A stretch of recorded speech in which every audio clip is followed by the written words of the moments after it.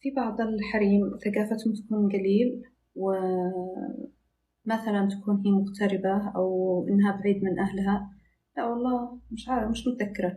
المهم إنه مثلا تكون بعيد من الأهل، وخبرتها في الحياة والحمل والولادة قليلة، فممكن يصير معهم أخطاء، يعني ممكن يحصل لهم أخطاء. واحدة جاءت لي بعد قيصرية، قلت لها 3 شهور، قلت لها سمينة سمينة سمينة كده.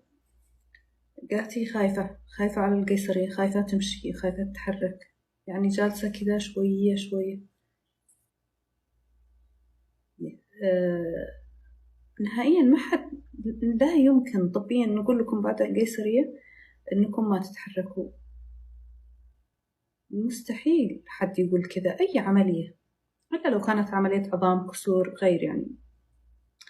أما بعد العمليات القيصرية، بعد العمليات اللي في الباطنة، الأمعاء كلها لازم حركة، لازم حركة، لازم مشي.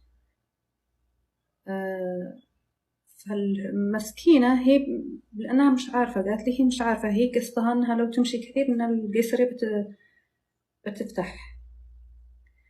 فكان وضعها مزعل لأنها قد وزنها زيادة، يعني جالسة كذا وما تطبخ، زوجها بيجيب من برا أكل، وقد لها 4 شهور يمكن بعد القيصرية. ما رأيكم؟